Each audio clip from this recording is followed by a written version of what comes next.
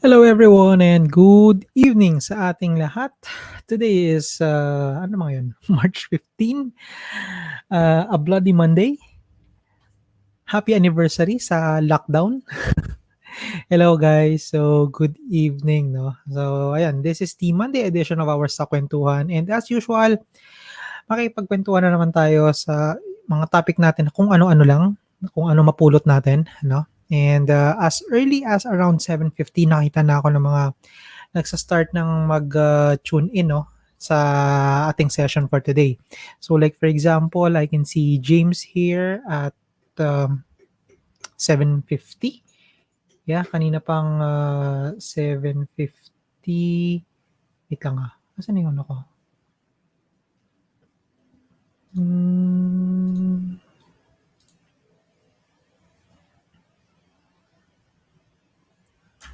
Okay. Bakit nawawala? Wait lang ah. Parang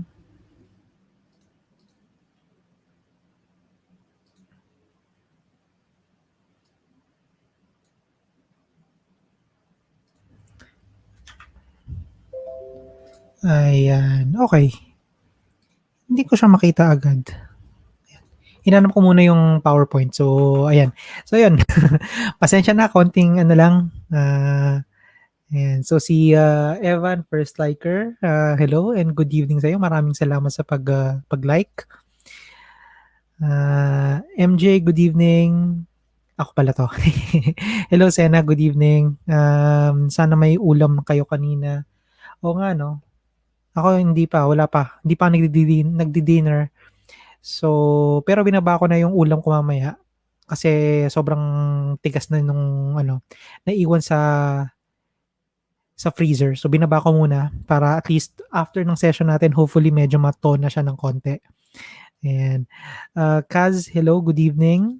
Lance, good evening. Jingle, good evening. Ayun. Lemuel, Kamatisman, hello sa'yo. Si Lemuel, nantinag na si Jean. Hello, Nick. Duo Maximus, good evening sa'yo. Pong, Rafael, Desi, Christopher, Che, si Desi, Jason, si Maria Azana, ayos ah. Venice, hello. Sana all may ulam. Ano ba yan? Dahil ba yan sa nangyari kanina? Kaya walang ulam ngayon? Si Ryan, dinuguan yung ulam? Parang, wag naman araw-arawin ng dinuguan ha? Baka ma-high blood naman tayo niyan. Hello Troy, good evening sa'yo. Timothy, Marco, hello. Joshua, Marlene, Lowell. Ayan, tinatry ko lang batiin yung mga nandito, ano, para at least, ano naman tayo. Ayan. Jano, hello, good evening. Listening while working. Okay. Okay lang yan. Working pa rin, alas 8 na ng gabi ah.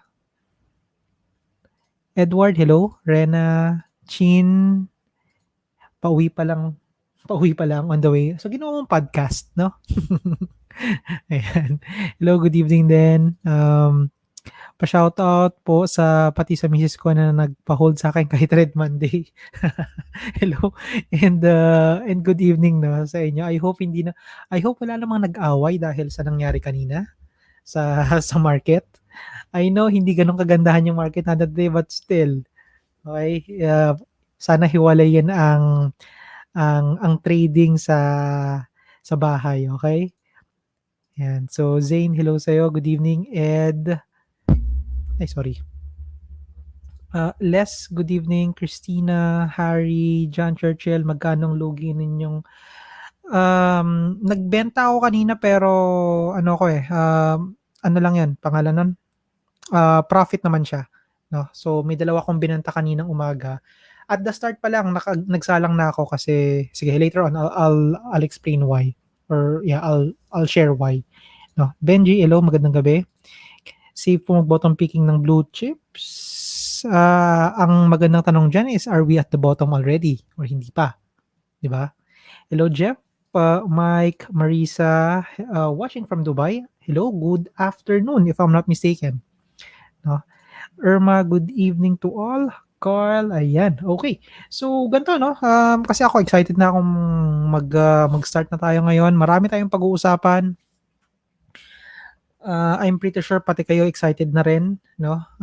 Kahit nagluluksa ang karamihan sa atin, at least kahit paano mapag-usapan man lang natin kung ano nangyari kanina and ano yung pwede nating mapulot na aral, ano, dun sa nangyari kanina. Okay? So, before we actually start, gusto ko lang munang mag-check, mic check ulit tayo mga kapatid.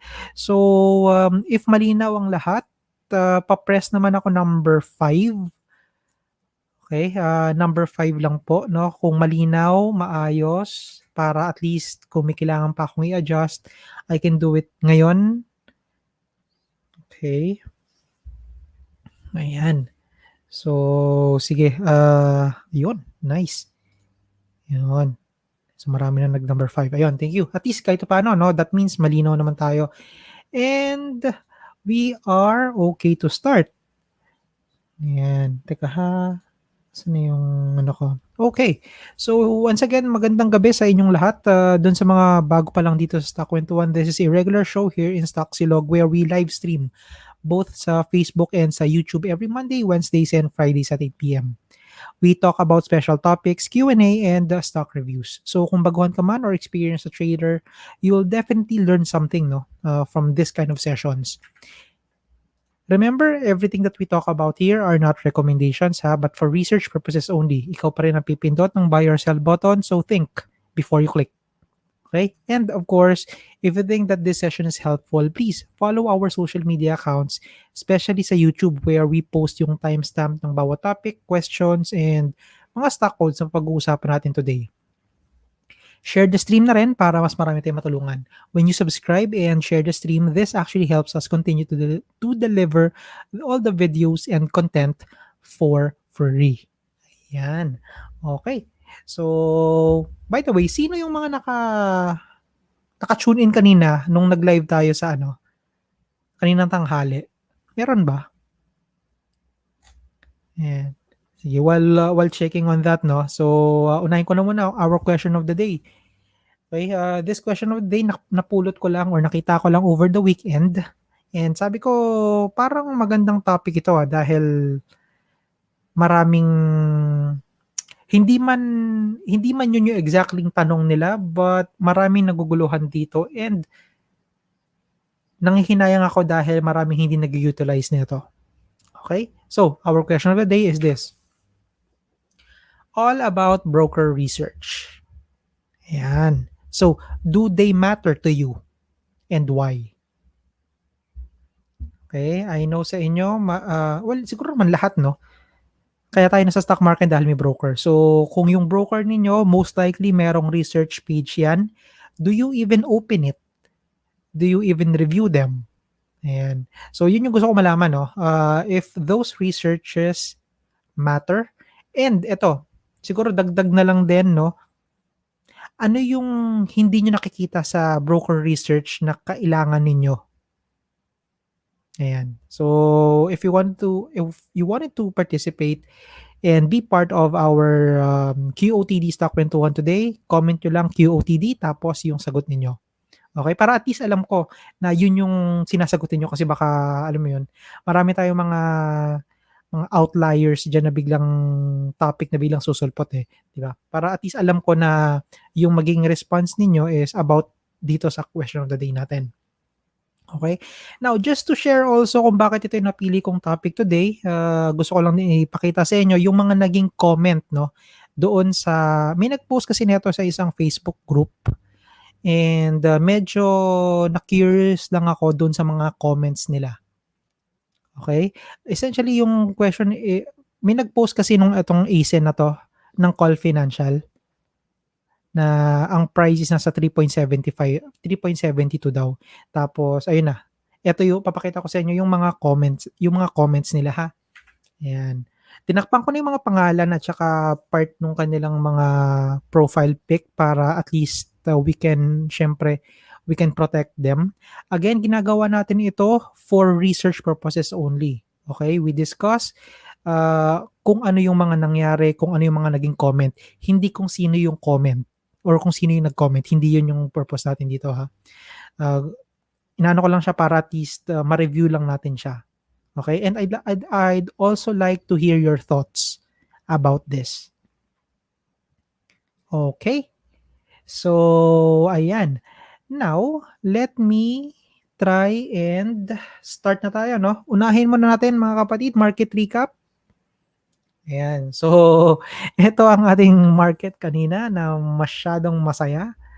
Okay? PSEI down by 176 points or minus 2.62. No? And kung mapapansin natin dito, even yung mga nasa index natin, everyone, all of them actually, all of our, all of the subsectors are down by at least 2%. Led by mining and oil, down siya kanina ng around 3%. So medyo may kalaliman, no? And sorry, as we can also see here, in terms of the index stocks, halos lahat down or pula, maliban na lang sa Aboitiz and sa Globe. So sila lang ang natatanging berde for today. Okay? Now, why this is happening? Ano nangyari sa market natin? Ay, hindi. Before that, let's move muna sa top gainers and losers natin. So, kanina, we have seen CBHI leading the pack at around 14, almost 15%. Marami yung trades niya, almost 5,700 or more than 5,700 with a value of 164 million. So, mukhang malakas pa rin ito si CBHI, no? Despite yung bentahan na nangyari kanina. Okay? And then the rest, hindi ko masyadong kilala yung iba, no? Si LMG up by 10% pero isang trade lang yan. For 1,000 shares. Yan. And we have SLF, DWC, Land, CI, FGenG, isang tawag ito? Preferred stock, Euro DMPA BT. Yan. Pero ito, no, on the loser side, ito, may yung mga medyo heavy natin na mga heavy sa volume. So, led by Prim, Vulcan down by 14%, ang Poset down by another 14%, LODE 13%, PHR 13%, Dito 13%. So, I think Dito is one of our, if not the top, ano natin ngayon, top in terms of traded volume, no, at 1.4 billion. And still, it's down by about 13%. So, medyo masakit. Especially dun sa mga nakabawi nung sa Dito nung nakaraan na we thought na pa-rebound na siya. Pero apparently, sobrang bigat pa rin ng sentiment ng market, no? What was the cause of this all? Well, the first and foremost is yung surge ng COVID-19 cases. And also, if you recall, 'di ba? Isa rin to sa na-post ko over the weekend wherein ito nga yung sinabi ng Okta, no? Na we may reach up to 8,000 new cases of COVID-19 by the end of March if the current trend continues. So, this one, tapos idagdag mo pa yung net foreign selling natin kanina na about almost 1 billion din na net foreign selling.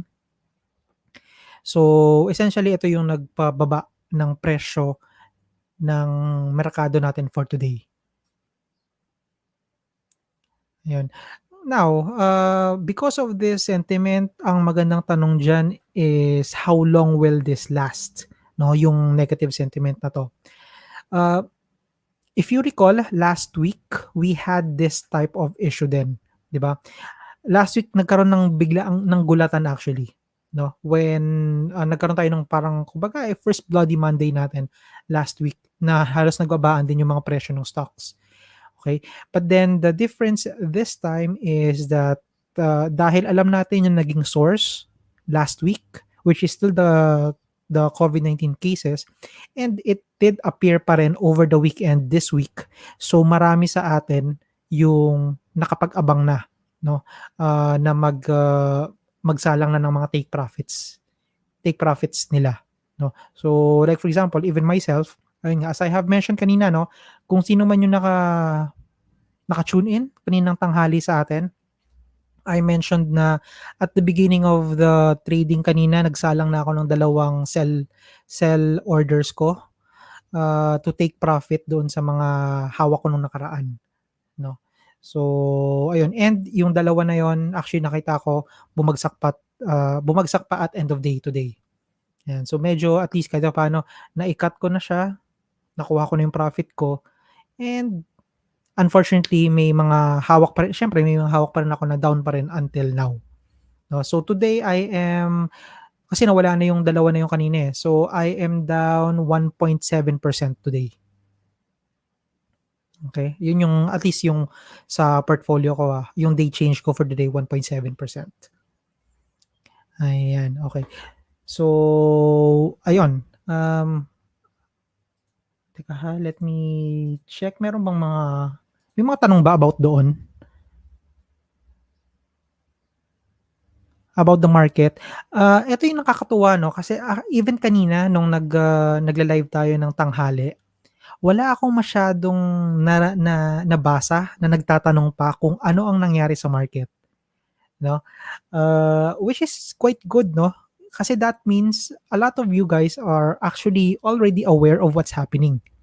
And I hope na na-anticipate niyo na yung potential na effect nung COVID-19 cases sa market at nakapagsalang na at the start of the trading kanina. Kung hindi man at the very start, at least within the first, I think even on the first 5 minutes, nagbigay na ng matinding weakness yung market natin, um, because of this pandemic, no? And let's just try to quickly check PSEI. Ito nga, no?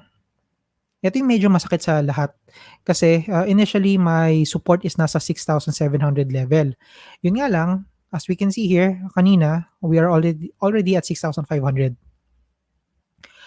Okay? Now, what do we expect from this one? As I have mentioned, the market sentiment is red, is bearish. No? Now, does this mean we are already in a, excuse me, we are now in a bearish market or a downtrend market? For me, it's too early to say na nasa downtrend na tayo, no? But at the very least, I could say na nasa sideways na tayo. Okay? Now, ano ba yung hinahanap ko para masabi ko na downtrend na ang market? Okay? When I say market, I am referring to PSEI, yung index natin. Okay? Now, if you can check here dito sa chart, makikita natin, no, yung MA200 line is still supporting. Despite the fact na nahulog na siya doon sa support line niya kanina, MA200 is still intact, no? And sa akin kasi ito yung nagiging basis ko to say na okay, the stock is already on a downtrend if it breaks pababa yung MA200 line. And for now, hindi pa naman, which is a good sign for PSEI. Yun nga lang, syempre, the mere fact na malapit na tayo doon sa MA200 line, then kailangan mag-ingat na, no? Dahil pag ito nahulog, baka mas lalong tumindi yung negative market sentiment natin, no? Kumbaga meron na tayong negative market sentiment, eh. Ang iniisip ko lang, pag nahulog pa 'to, dagdag na naman ng sakit ng ulo, no? And if this drops, then the next support na nakikita ko sa kanya will be at around 6,200 level. So, essentially, this one here, yung 6,200 level na. So, wag naman sanang umabot, I hope, no? And I hope na mag-hold itong MA200 line. Okay? So, ayun, essentially 'yon, no? And then what we can expect ulit in the at least for this week, for me, ang in-expect ko is the market is still again on the bearish sentiment.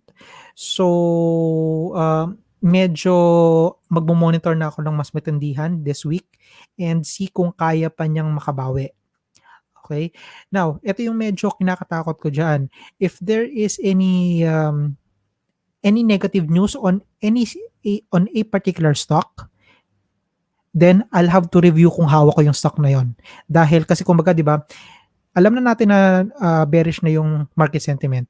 Tapos kung dadagdagan mo pa ng negative catalyst, then it's not looking good for that particular stock.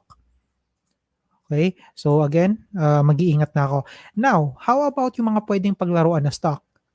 Yes, there is still a good opportunity para dun sa mga paglalaroan na stock. And in fact, kapag ganito yung market, madalas ang mga traders naghahanap yan ng mga mapaglalaruan. Okay? Now, kung gusto nyong mauna or at least just to try and add it to your watch list, no? Katulad ng sinabi ko kanina, look for those stocks na heavy ang volume. Okay? Heavy ang volume na nag-decline in the past few days, a day or two, a day up to 3 days na nagde-decline. Dahil kapag malakas pa yung volume nun, then there is a good chance na baka paglaruan siya, no?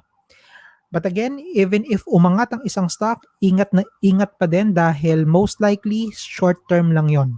Maybe 1 to 3 days na bullish lang yung isang stock na 'yon. And then after that, baka bentahan siya. No? So kaya ingat ha. If you wanted to play, kung nakasalo kayo on a particular stock, make sure you have your target prices and cut loss prices intact. And then, syempre, you have to sell. You have to sell something. No? Especially doon sa mga sasalo. Kasi kung hindi, there's a good chance na baka maipitan. Okay? So, ayan, yun lang. Just wanted to share what happens sa market and then some pointers, no? Para at least kahit paano meron naman kayong maiuwi talaga, no? At least meron kayong matutunan and may pwede kayong i-expect. Okay? Again, those are all based on my personal experience, based on just my opinion. It's not a recommendation. Okay? So, ayan. Okay. Meron bang mga questions regarding sa market natin today? Even right now, wala akong nakikitang nagtatanong kung no, kung ano nangyari sa market, bakit pula. So, which is good. Which is good. Ayan. Ayun. So, sina MJ, sina Lance, oo nga. Nandoon sila kanina while doing the May nag-message sa akin kanina. Ay, message ba yun or comment? Napansin ko lang. Sabi niya, boss, malas yata kapag nagla-live kayo sa tanghali kasi bumaba yung market. Natawa ako dun sa comment na yun or sa message na yun. Kasi actually, hindi naman sa ganon. Nagla-live lang ako kapag down yung market. Okay? So, kumbaga, nagre-react lang ako based sa nakikita ko sa market. No? So, ayun. Pero ito lang I'm just curious. And I'd like to know your thoughts, guys. Do you like a session ba? Parang end of day market recap tuwing tanghali? Kahit mga, let's say, mga 30 minutes lang. Prefer nyo ba yon or hindi? Gusto ko lang malaman para at least, who knows, if marami yung may gusto ng ganun, then maybe pwede ko siyang isingit sa schedule ko. Kung hindi naman, then okay lang din. Then that means I'll have to focus or will have just to focus on the StockWentuhan sessions every MWF. No? So, ayun, let me know your thought kung gusto nyo yung ganun na nagkakaroon tayo ng end of day session. And kung gusto nyo yon, ganito, comment nyo na lang EOD, Echo Oscar Delta, EOD. And then your answer kung gusto nyo yung ganun. And then, still EOD pa rin, anong type of, ano yung mga gusto nyong malaman? Or ano yung i-discuss ko na gusto nyong marinig? Okay? So, comment nyo lang below para at least ma-review ko. Okay? And then pag-uusapan natin mamaya. Okay? So, ayan. Now, sige, while waiting for that, sige, antayin ko, no? Teka ha. Let me just try to check yung mga may question dito. Sabi ni Derek, sir, sana gawa kayo ng video next time paano gawing black color ng borders ng Investa. Thank you. Okay. Ano lang 'yan, direct, Chrome lang 'yan. Look for the extension. Ang pangalan ng extension is Dark Reader. 'Yan lang 'yun. Sobrang simple lang 'yan. Hindi na kailangan ng video niyan. Ayun, for the Chrome, ayan. Hello Paul, good evening sa'yo. Arjan, may possible bounce na kaya bukas? Kung possibility na yung pag-uusapan, of course meron, 'no. But again, as I have mentioned ever since, hindi ko po alam kung ano mangyayari tomorrow exactly. Hindi ko alam kung lilipad or babagsak yung market, 'no. And, the reason for that is because hindi ako or ayokong mag-worry about something na hindi ko kayang kontrolin, and that is the price. So, kaya sinasabi ko 'di ba, don't predict, react. Magre-react lang ako 'pag na-hit yung mga signals ko.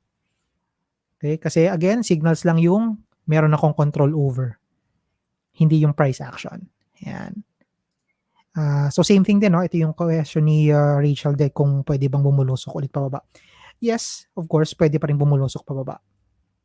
Okay, especially right now that, nakakita na tayo ng medyo malalim na drop on the index 'no.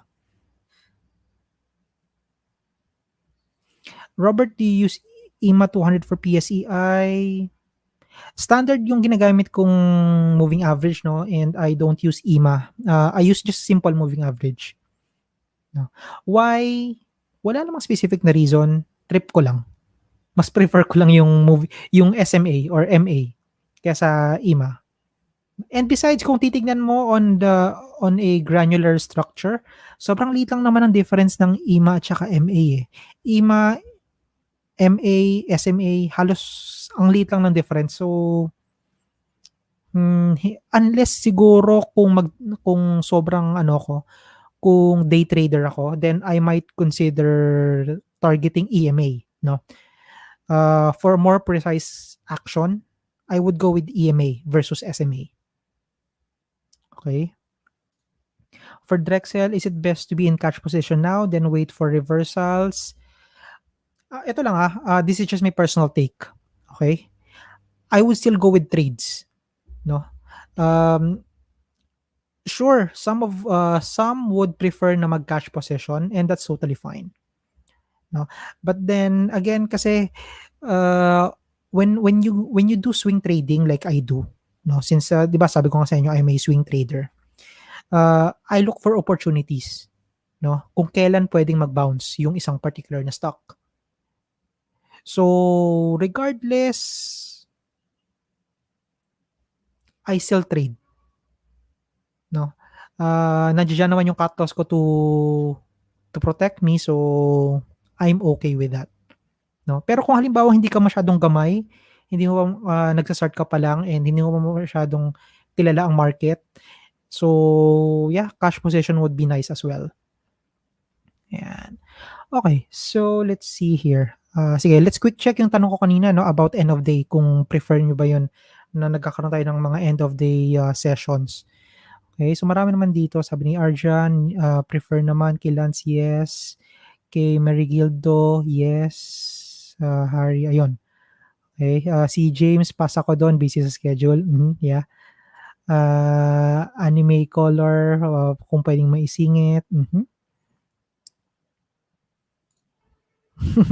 Habang fresh pa yung market mainit-init pa ang dugo. Baka magkapikunan tayo dun, eh, 'no? Pero okey, I hear you guys. So, mukhang yes naman karamihan. Teka ano pa ba? Teka, let me end of day emergency parang laging may meeting. Oo nga. Although 'wag naman sana magkaroon ng meeting katulad nung nakaraan na sa totoo lang na iniis talaga ako ro'n kasi alam mo 'yun, yung tipong nakaposisyon ka na, ready ka na to ano, eh, ready ka na to execute the trades, eh, kapagka umabot na dun sa levels, eh, ta's biglang pinatawag. So, well, that's a drawback 'no kapagka may work, 'yan. So mga daily quick reviews for Lester. For MJ, mas prefer ko gabi kasi may work. Yeah, don't worry, hindi ko naman tatanggalin ng StockWentuhan. Yung gabi natin na session every MWF will still be there, no? So, yung ano ko lang is yung every tanghali at end of day. For Mike, magfo-full-time na po ba kayo diyan, sir, in the near future? Hindi. I don't see, actually hindi, I don't see it na magfo-full-time ako sa trading. No, kasi for me it's more of, yeah, it is my passion na yung ganitong klase, no. But at this time marami pang gastos eh. So kailangan ko ng additional fund or kailangan ko ng main fund, no, to help me out. In terms of the trading kasi alam niyo naman, 'di ba? Minsan okay, minsan hindi, 'di ba? Although nandiyan again, kahit nandiyan yung cut loss ko, still hindi pa rin siya gano'n ka-sustainable kasi. For Timothy, yes, fresh ang market, mainit-init pa. Ah, sakto sa lunch break for Jet, okey. Okay. So topics, mga disclosures tsaka mga tsismis 'no? Okay, okay. I see that, sige. May question si, King Katan dito, 'pag may pag-asa bang APL na umakyat at tuloy-tuloy? Yes, meron naman. Again, kung possibility ang pag-uusapan at hope ang pag-uusapan, siyempre meron 'yan, 'no? It just so happen na siyempre as I mentioned kanina, hindi natin talaga alam kung anong mangyayari. Hmm, at end of day focus na lang sa kwentuhan para mas maka-join ako. Work hours pa rin kasi after 1 PM. Okay. Okey. Buti pa COVID cases uptrend. Ayan. By the way, merong pino-post si ano, yung isa natin sa kasama, si James, 'no, kasi he is trying to monitor yung daily COVID cases natin. So nag-post siya kanina ba yeah, I think kaninang umaga or kagabi nung updated niya na chart about sa COVID cases natin. So it will be it's very informational, so check it out. Nasa StockSilog page siya. Okay. Si Harry, even Tuesday, Thursdays na lang since may StockWentuhan every MWF. Okay. For Vernon, top gainers, losers, market in general. Okay. I see. Okay. So karamihan naman mukhang gusto yung ano 'no. So sige, guys, ito lang, I can't guarantee or I can't promise na magagawa ko siya. Pero pag-iisipan ko overnight and then let's see kung kaya ng ano, kung kaya ng aking schedule din siyempre. Medyo mabigat din yung ano, pagka minsan may problema. So kailangan nakatutok din ako dito sa ano, baka ayoko namang mawalan ng trabaho dahil sa ano 'no. So, ayan. Okay, sige ganito, it's already 8:34, na I'll try to review pa yung mga naging suggestion ninyo kanina. So, for now, I'd like to focus na muna dun sa natin question of the day. Okay? Question of the day tayo para at least, masilip natin kung ano nangyayari. Okay? So, let me go back. So, ayan. This is our question of the day nga pala, by the way. All about broker research. So, do they matter to you and why? Okay? Since lahat naman tayo merong hawak na brokers, yung iba more than one, may more than two, may more than three. So, and karamihan naman siguro ng mga brokers natin ay merong research team and research pages. So, I wanted to know kung binabasa nyo ba siya? Nagagamit nyo ba siya? What do you think about the research na pino-provide ng mga brokers ninyo? No? And eto pa, kung anong mga features or ano yung information na hindi niyo nakikita doon sa research page pero gusto ninyong malaman. Okay? So anong data na 'yon? Okay? Once again, if you wanted to participate, comment nyo lang QOTD then your answer. Okay. Now, as a piece of background, why I chose this one, nagkaroon lang ako ng interes sa kanya because of the comments. Okay? So ano yung mga comments na 'yon? Ito siya. Yan. So again, I remove or at least binler ko or tinanggal ko yung mga pangalan and a piece of their profile pages or profile pictures para at least maprotektahan natin sila. No? Again, ang purpose natin dito is is to discuss the topic and yung mga comment nila and hindi para mang-bash or manira ng ibang tao. Okay? So, ayan. Now, let me go back up once again. Angat ko lang yung comment section ko para mabasa ko yung mga nag-post ng QOTD and then we'll start from there. Okay? So, ayan. Sige. While waiting for that, eto, sabi ni Vicente, yes. For guidance and what stocks to buy, whether I'm investor or trader. Okay? Si James naman, yes, for me, they have better understanding on what is happening in the market, lalo na yung mga nangyayari lately. Mhm. Okay. So it's good to hear, no? At least binabasa natin yung mga brokers, mga broker research. Si Rafael actually hindi nagbabasa. News updated sana or news updates. Okay. Mhm. Next, for Rachel, for long-term stocks kasi sometimes mga 1 week before ma-update. This is for call, not premium account. Okay. Actually yun nga no, yung timeliness ng mga news, no? It's also a bit of an issue. And later on I'll share why that is happening. At least for some ha. For Duo Maximus, it matters to me. Diyan na ako unang natuto. Daily dose ko siya sa general pulse ng market. This is a good one. Yan yung maganda, no? Mga nagbabasa ng research. For Jerome, yes, for market updates and sentiments. They feature, yung features the possible long-term play, particularly sa fundamental side. Okay, that's good. That's good to hear. Ito, kay Jano naman, yes, for Phil stocks. May email sila for stock for today and meron din silang Winvestor. My trade, very helpful lalo na sa inquiry regarding DDMPR kahit busy. Saturday sumasagot. Okay. That's nice, no? Even Saturday, sumasagot yung mga broker.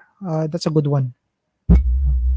And yes, for Phil stocks, yeah, since I'm also a Phil stock client, so yes, every morning, di ba? Around 8 or 9 in the morning, may sinesend na silang updates.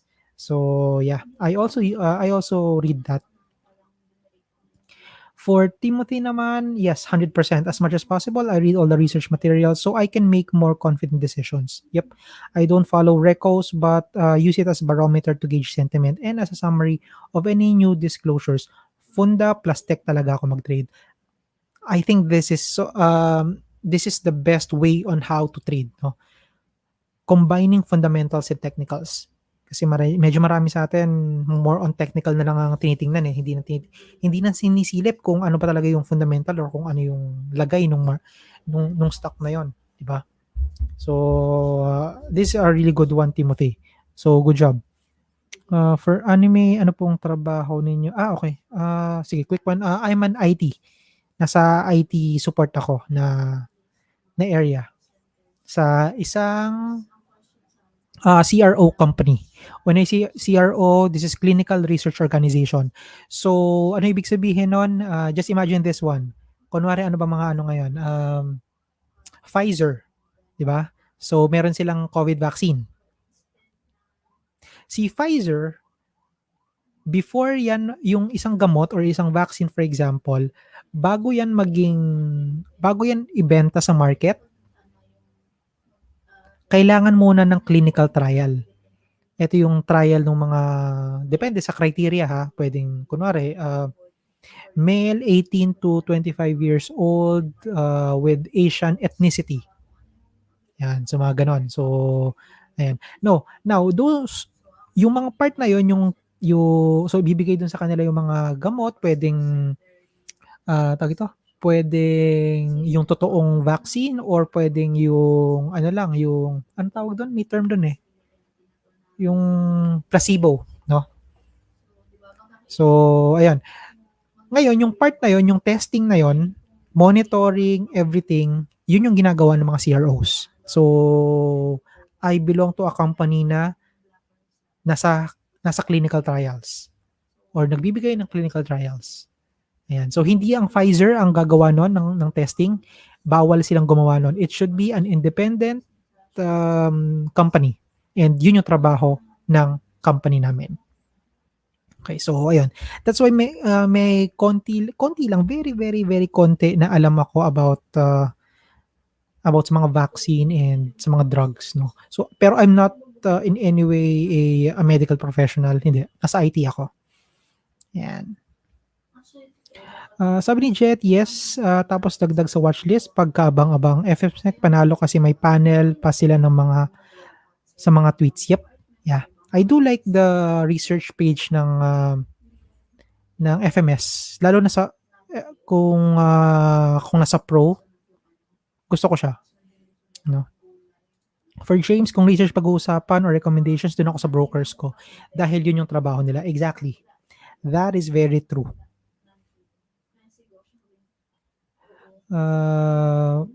May question dito si Vernon, how likely that this fear sentiment will die soon? Not soon. Pwedeng tumagal pa ito. Okay, so just brace yourselves. For CAS QR, yes for 2Trade Asia since in-email nila yung insights via email. Occasionally yung pag-read ko ng research for call if maluwag po yung time tsaka if curious sa kaganapan sa stocks that I hold. That's good. Let me try and baba tayo ng konti ha. Kasi I know medyo marami pa rito sa baba eh. Mga bagong meron ba?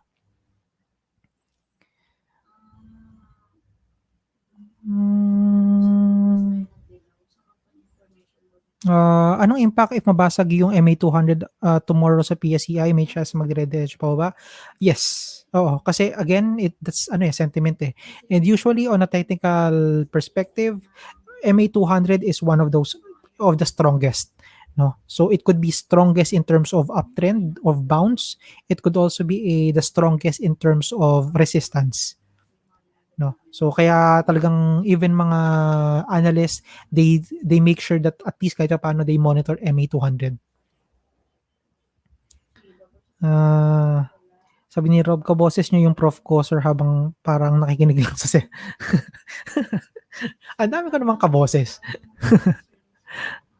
And okay. So for Vernon, yes, APS meron mga stock review, best entry and exit, but still you have to do your own diligence. Yep, that's true.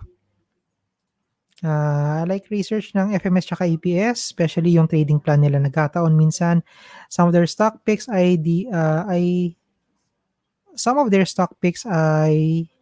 napili ko rin. Okay, that's good. Arjan, actually hindi. Umaasa lang ako sa review mo. Ay, yun lang. That's not good, Arjan, ha? Don't rely too much on me or any of the stock pages, YouTube channels, no? Dahil most likely yung mga naririnig nyo from us are just third, fourth hand information. Okay, so a responsible trader should still get their first hand information coming from the sources. So the closest to that will be, of course, Edge, News, and syempre sa mga brokers. Ayan. But I thank you sa pag-check sa page, of course. Ayan. But still, yun lang. Dapat may mga additional tayong mga resources, no? Para at least hindi bias, no? Kasi ako may bias ako. All of us have our own personal bias. So para bawas or tanggal bias, hanap tayo ng iba pang mga sources. Ayan. Broker for me is used for buying and selling, and they don't usually hit the actual movement of stock if they are bullish or bearish. Yep, that's true. And there's a reason for that, which I'll share later on. Ano ba? Okay, very helpful for decision-making formula strategy. Marilyn, I like technical guide of call. It has support, resistance, and recommendation. Yep. Duo Maximus, CRO, example, PVD, IQVIA, Cineos, yan field ni Macy's ko. Stress siya everyday kasi vaccine research. Yep. That is true. That is true. Lalo na ngayon kasi on the CROs, medyo aggressive ng mga governments ngayon, especially sa US, no? Because they wanted, of course, to fasten or facilitate yung mabilisang pagpasa ng mga clinical trials, no? Pero again, kahit binibilisan ng clinical trial, yung quality ng trial ay hindi nako-compromise. Okay? Kasi marami nag-iisip na baka minamadali. Hindi po. Bawal yon. And there are at least 2 to 3 levels of checking na nangyayari before it happens. And if a particular CRO company tries to do the shortcut, goodbye doon sa company na yon. Dahil most likely, pag nahulihan sila ng mga ganon, tanggal ang lisensya. Ganon sila ganon ka-strict. Okay? Pagdating sa mga CRO companies. IT din yung professor ko. Baka ikaw yun. Hindi ako yun. And,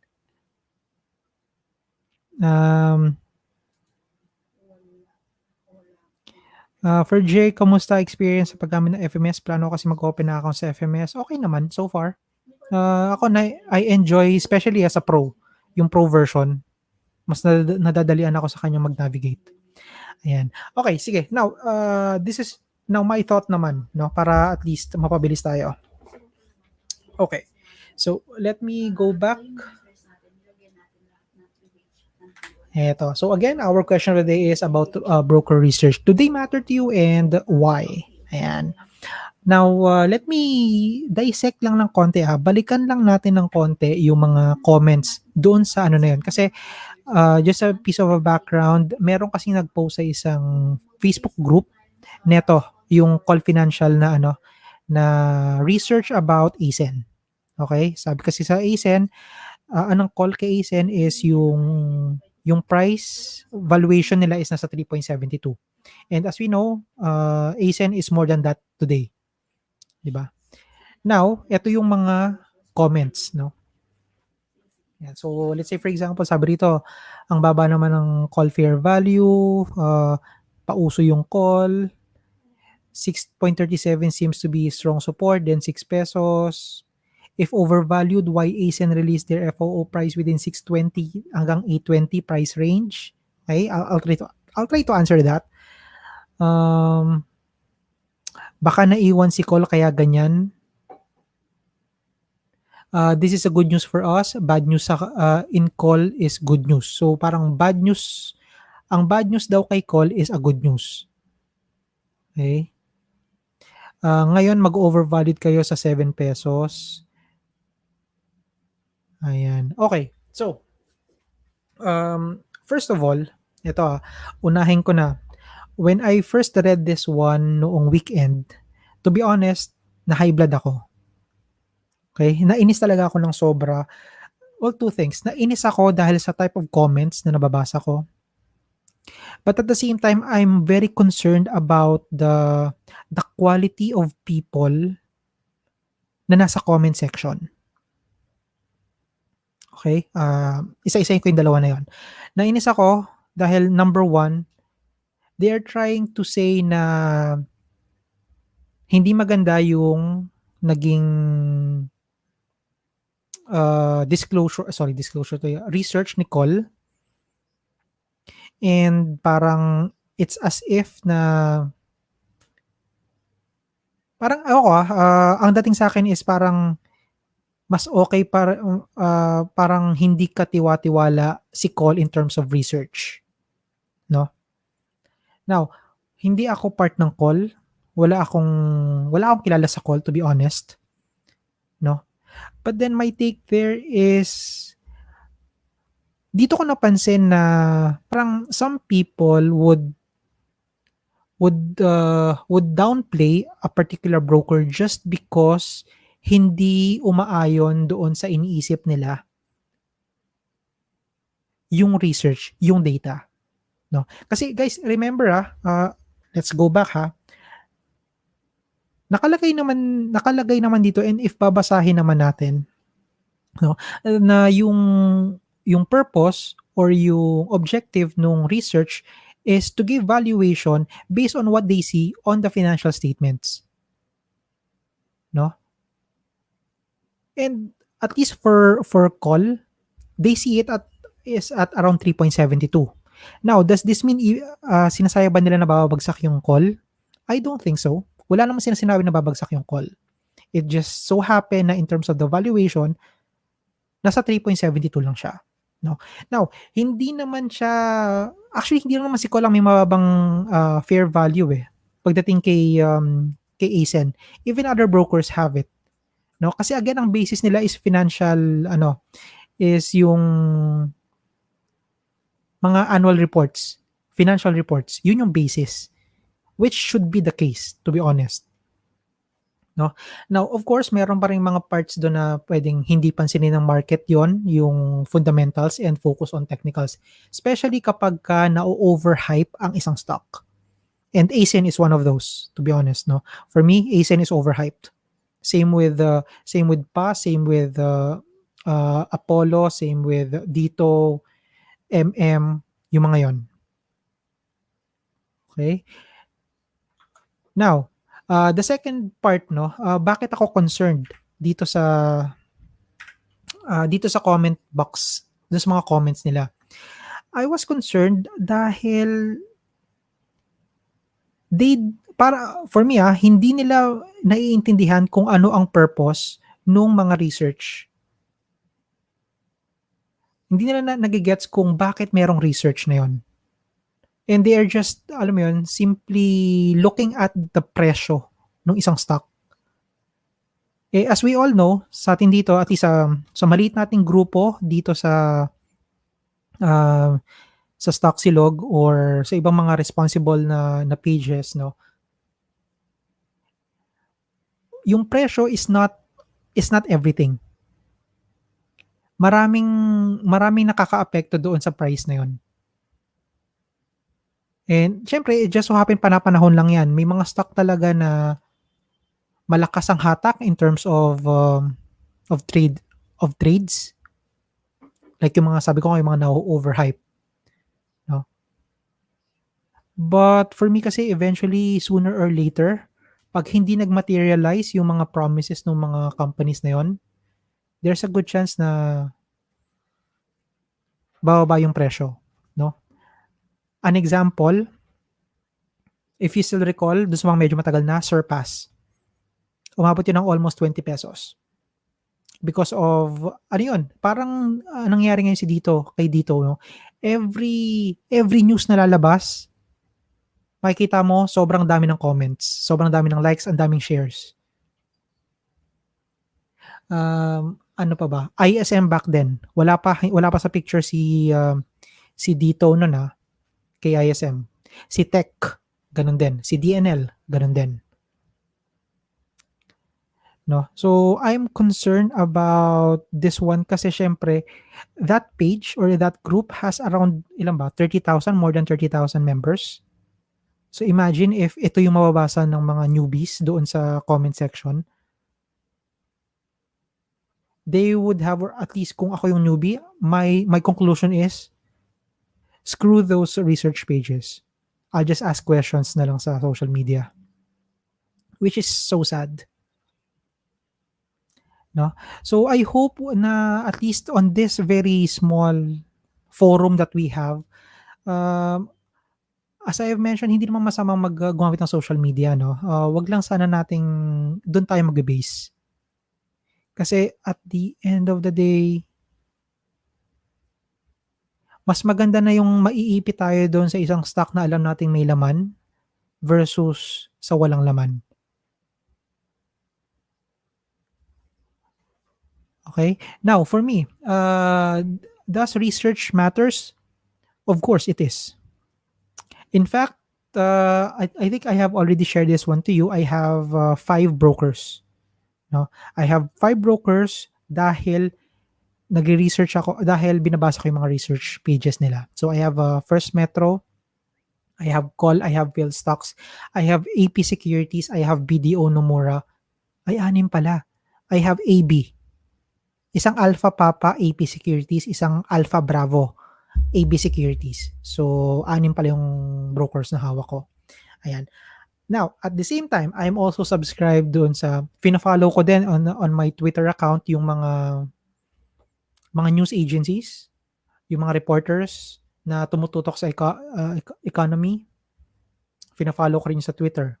And at the same time, I have subscribed, may bayad ito pero just want to let you know, I am also subscribed to Pinoy Investor, wherein sa Pinoy Investor kasi naka-pull in yung mga research ng iba't ibang mga ano pangalan nun? Brokers. So let me give you an example. PinoyInvestor.com. And then members area. Ayan. Medyo mabagal lang siya, to be honest. Nireklamo ko na rin sa kanya to pero ayan. So ayan, for example, no? Ang partners nila ay, nakikita ba? Wala. Hindi yata. Ayan, pero basically partners nila Unicap, Regina, First Metro, 2Trade Asia. Ayan. Anong mga examples? Let's say ito. Let's talk about the market na to. Stocks and focus. So let's say Ali. Ali to. Yeah, Ali coming from RCBC Securities. So pag kinlik nyo yan, ibibigay nila ang, ayan, broker, the reco, target price, issued kung kailan nilabas yung recommendation na yon, and then analysis. Ayan. Every time I go into session sa StockWentuhan, I make it a point na I have at least 1 hour of my time. So 8 p.m. tayo, di ba?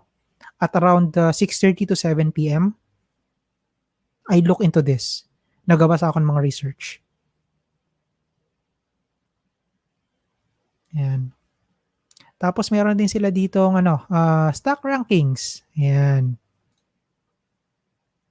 Ito masaya to. Although hindi ko masyadong pinapansin yung iba rito, pero still, the information that they have here is quite good.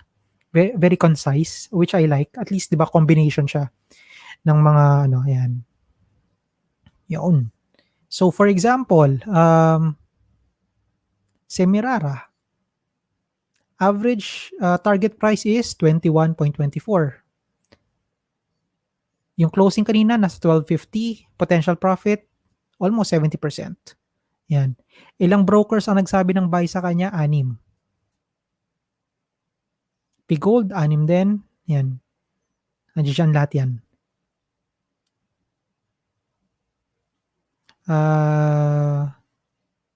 FGen, merong 2 na nasa buy tapos 4 na nag-hold.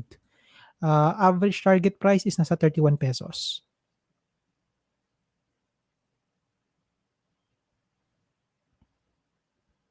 Ayan. So, yan. Ganyan siya. No? This is Pinoy Investor. Magkano nga pala ulit ito? Dun sa mga interested lang, no? Ano nga ba? Nasa about 300 yata, 300 pesos per month. Ayun. So yan, masaya siya, no? Kung halimbawa mahilig kayo magbasa just like me, mahilig ako magbasa ng mga research pages. So imagine this has about 5 or 6 brokers. Tapos meron din akong 6 na broker. So, ayun, hindi lahat binabasa ko syempre, no? Kasi masakit sa ulo. Pero at least I make it a point na binabasa ko yung mga mangilan-ngilan doon so that I have more information and makakatulong ito sa akin personally to identify kung ano yung may mga magagandang balita at hindi. Okay? So, ayan. Si James, $3.99 per month pag nag-charge annually pero di pa ako nag-subscribe. Okay. That's fine. Okay lang yan. No? Ngayon, if you wanted to subscribe, eto lang, kung gusto niya lang, walang pilitan dito, hindi nyo kailangan to, pero kung gusto nyo magbasa ng mga ganito, I can share to you yung affiliate link ko. Ayan. Kung gusto nyo lang naman, walang, makukuha ko ba dito? Parang wala. Hindi ko alam kung to be honest hindi ko alam kung paano kukunin. Ayan. Anyways, so pero 'yan, kung you're interested to see that, 'yun. Maganda siya 'no, if you are looking for news, 'yan.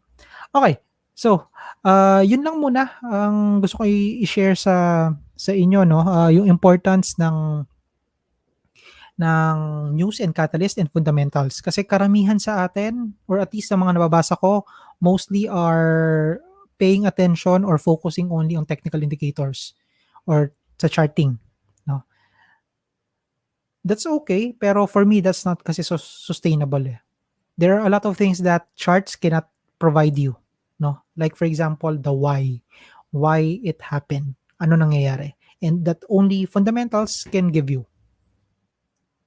'yan. Okay, so ayan 'no, let me go back to the comment section. May mga question ba around doon sa topic natin before we move on to our next one? Sabi ni Martin, mas okay pa nga talaga dati kiss chart kasi walang noise, walang tsismis doon. Pure charting lang. Okay. I haven't really well, nakita ko na yung kiss chart 'no, pero hindi ko siya talaga totally na ano, nagamit. Dahil wala lang, nasa Investa kasi lahat nung tools ko, eh, tsaka yung mga notes ko, eh. Kaya I had no interest at that time to use another charting. Kasi uulitin ko na naman lahat, 'di ba? Sayang naman. For Joel, kaya ako 'yan ang FA na hindi ko sinusundan, Facebook analysis. Yeah, yeah, that's true. I remember 'no, sabi daw may nag-message sa akin, ay sobrang tandang-tanda ko siya kasi natatawa ako in a sense na naiinis ako na natatawa, okey.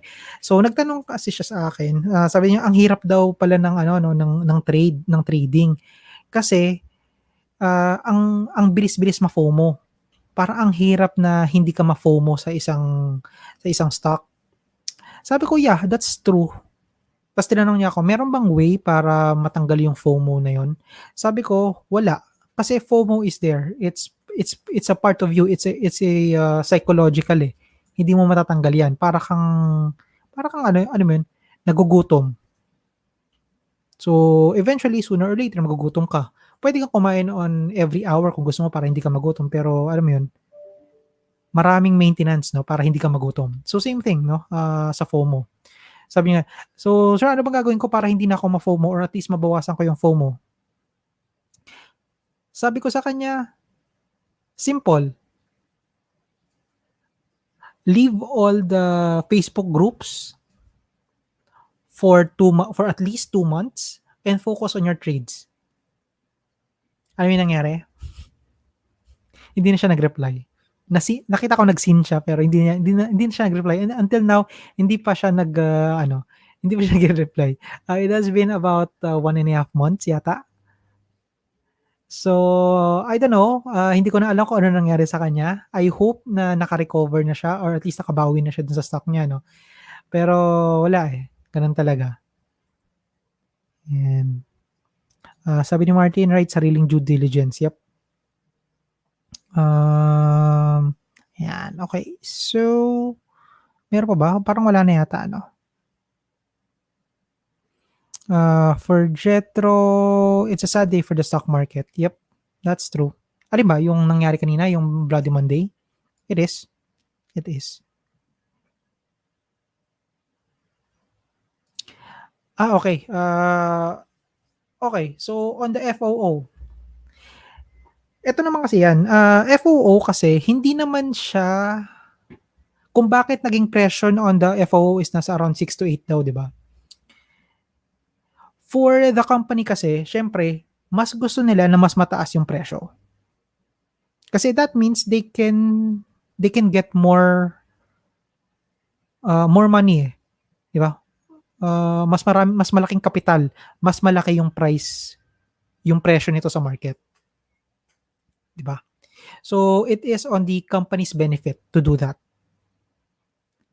Now, how about its fundamental? Well, yun nga, eh, if ikaw yung company 'no, may gustong bumili, ano bang sasabihin mo, 'di ba? parang ganito. So, kung ako yung company, yes, I know that my valuation, my fundamentals is not that high, pero the market is telling you otherwise. So, let's have a compromise. Ito yung magiging presyo ko, 6 to 8 pesos. Kunwari lang ha. Yan. So again, that is for the benefit of the company. Not necessarily yun yung actual valuation ng isang company at that particular point in time. Okay? So, ayan. For Jetro, what is FOMO? Fear of missing out. Fear of missing out. Yung tipong, alam mo yun, if you are being hyped, that's actually a form of FOMO. Yung tipong nababasa mo, uy, ganyan, si itong stock na to the moon yan, or laging na mention na stock kapag nagtatanong. So, yun. For MJ, disappointed yan sila kasi around 6 to 8 sila nakapasok kay ACEN. Pwedeng hindi. But then, essentially kasi yung point ko dito is that uh, you have to read kung anong ibig sabihin nung, you have to read kung about saan ba yung tinutukoy ng isang research. No, is it really on its current price action, o baka naman the research is just trying to tell you na, hey, based on the data, based on financial statements na recover namin, technically ito lang yung kanyang fair valuation, di ba?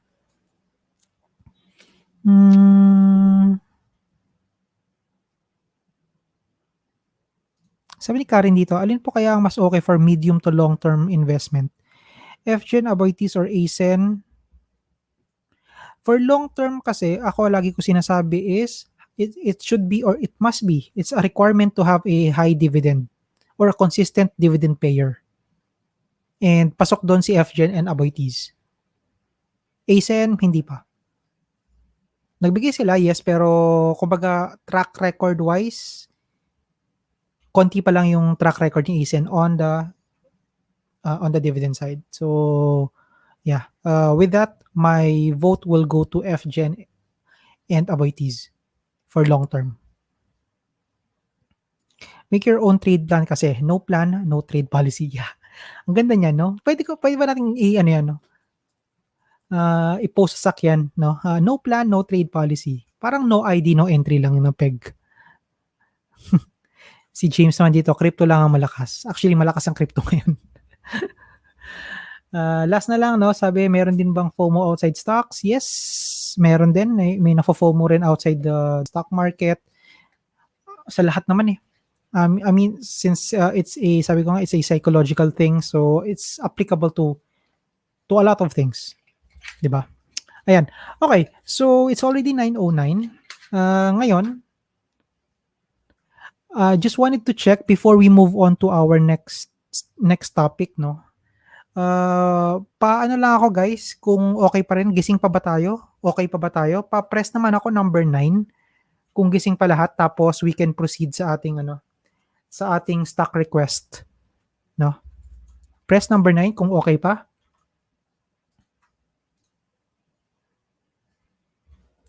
Yan.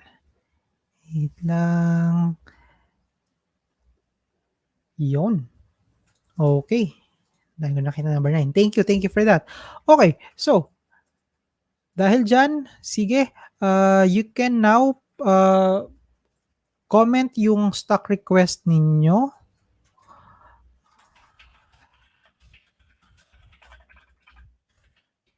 Ayan. So, post your stock request sa comment box and then we will start. Ayan. Okay, sige, habang hinihintay ko siya. Guys, teka lang sisilipin ko lang muna yung pinalalambot kong karne doon. Mabilis lang. Give me 30 seconds. Sandali lang.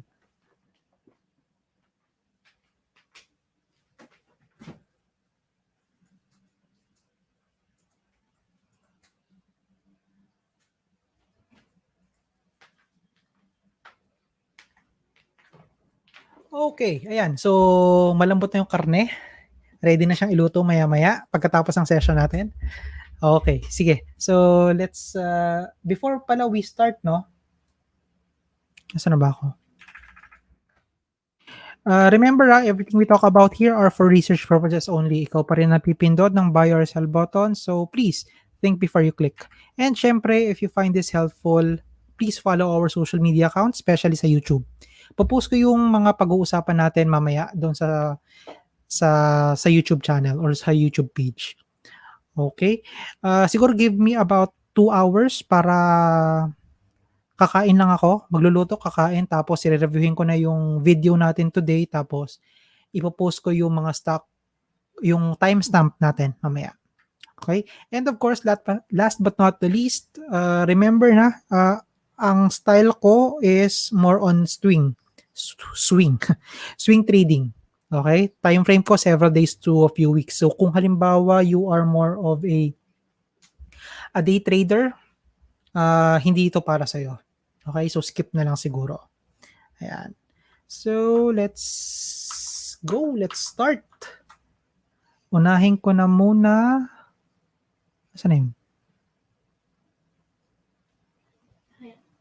Teka ha. Hi, Alexander. Hinahanap ko pa yung kung saan tayo magsisimula eh. Yes, sir. Yeah, you're regarding the Mm,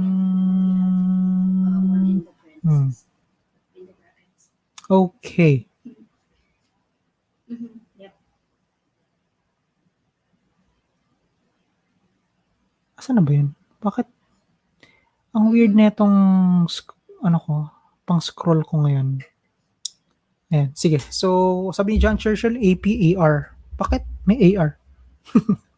Bakit ka may AR, John Churchill? Hindi. Nakabalik na ba sila? Wala pa, di ba? For extender code that is Ayan. using Okay. Ganang ha. just for reference. May hinahanap lang ako rito.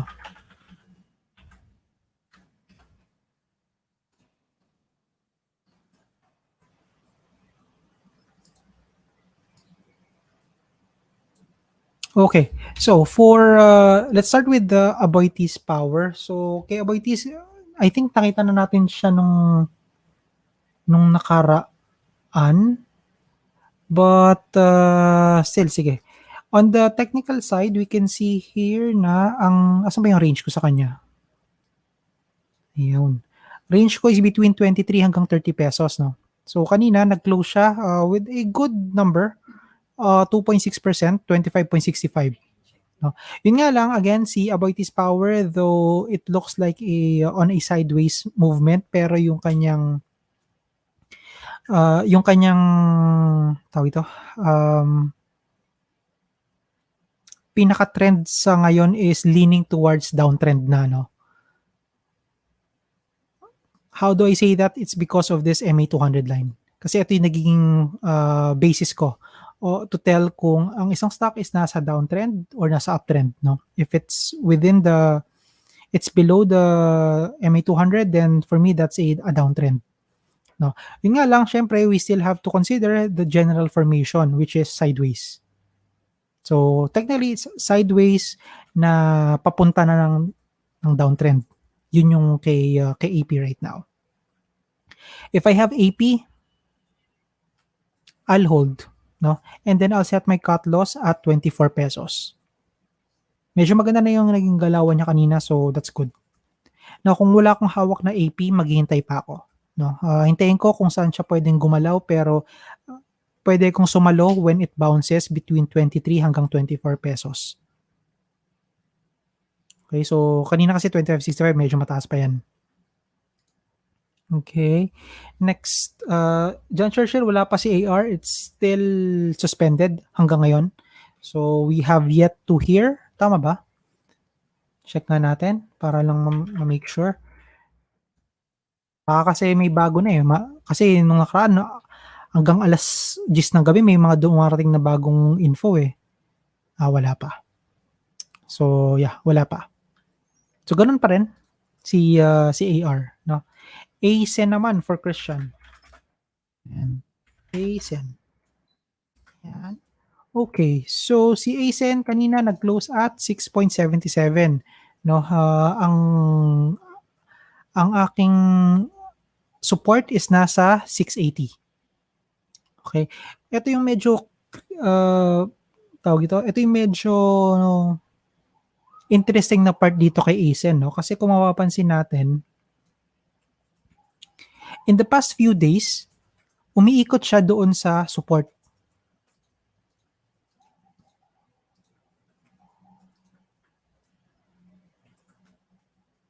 Saan ba? Ito, no?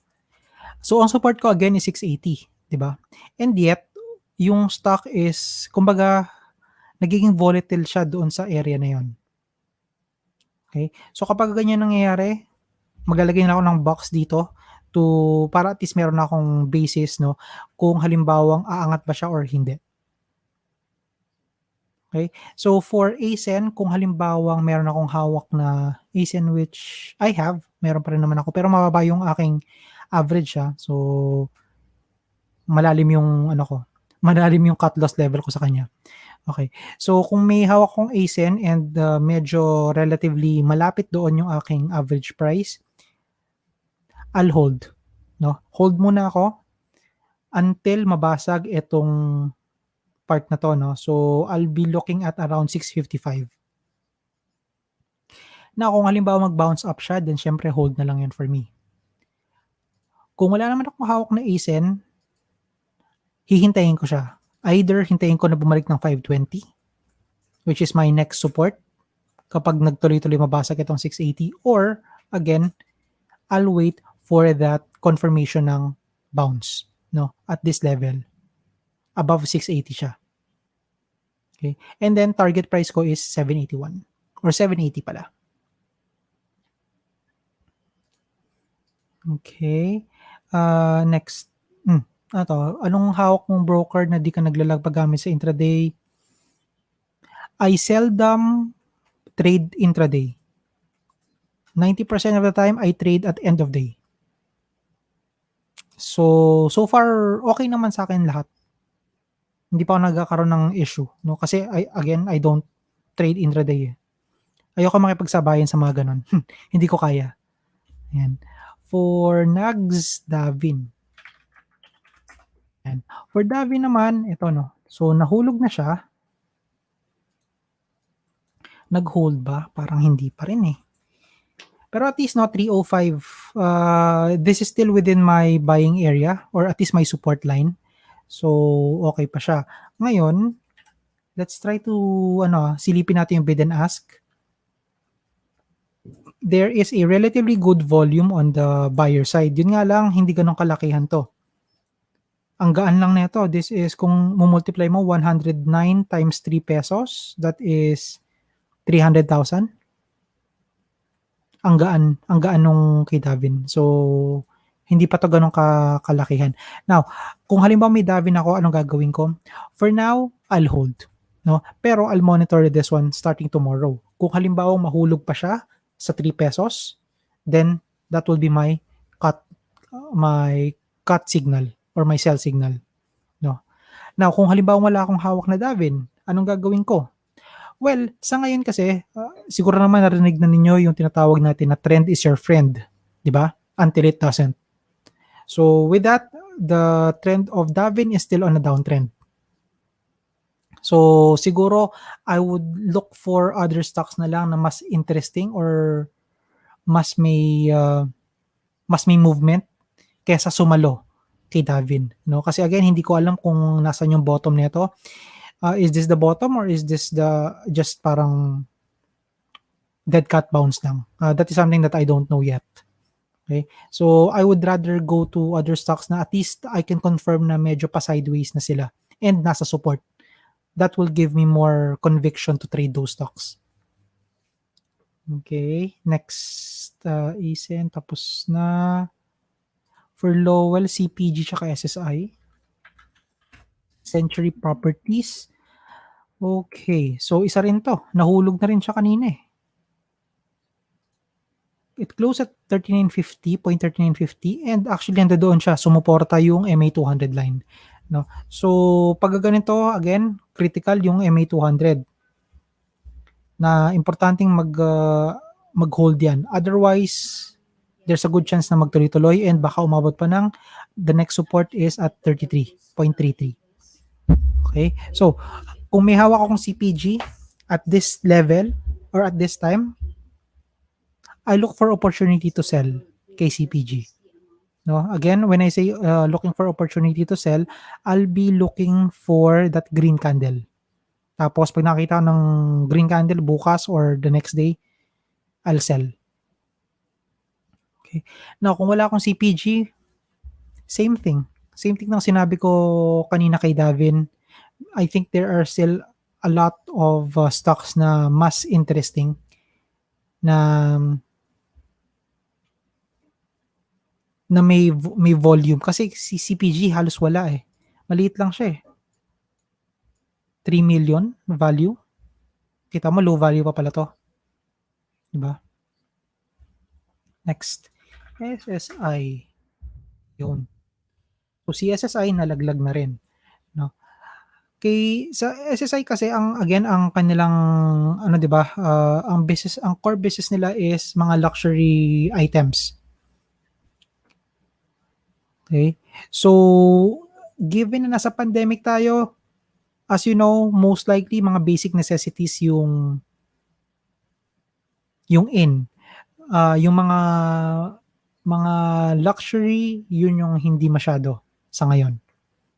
Okay? And heavily impacted talaga sila kapagka nagkakaroon ng threat pagdating sa mga lockdowns or restrictions. So, ayan. In terms of the chart, we can see here SSI is already on a downtrend. No? Characterized by lower highs, lower lows, and below MA 200 line. Okay? Now, kung halimbawa meron akong hawak ng SSI, anong gagawin ko? Just like what I have mentioned kay CPG, I look for opportunity to sell. So, I'll be looking for those green candles. Kung wala akong SSI, same thing, no? Ngayon, kung halimbawa gustong-gusto niyo talaga, then I will go with the support at 0.9. Or, I'll wait na umangat siya at above 1.27. Next, MM. Ayan. For MM naman, yun. Si MM kanina, no, ang range ko is 450 hanggang 580. Pero as we can see here, kanina tumungtong na siya doon sa cut level, no?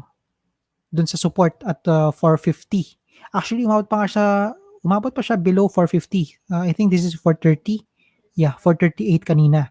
Pero naisalwa pa siya dahil nai-push ng mga buyers yung presyo ni Merrimart at above 450. No, that's why it closed at 454. Okay? Now, kung meron akong hawak na Merrimart, I'll hold. Just like what I have mentioned kanina, kanina umaga, I was already considering cutting si KMM. No? Yun nga lang kasi, nag-hold off ako at end of day dahil nag-close pa rin siya above 450. No? Again, ang average ko kay MM is nasa 1.12, 1.19. So, kahit mag 2 pesos yan, okay pa ako. Pero at 450, I'm good with that na. Okay? Kasi again, lahat naman to relative doon sa average price ninyo. Kasi kung sasabihin ko na mag-hold ako rito dahil nasa support at 450 pero yung presyo nyo pala is nasa 580 or above 6 pesos, then that's not anymore applicable. No? Ayan. So again, if I have MM, I'll hold. Pero I have my cut loss set at 450. Kung wala akong hawak na MM,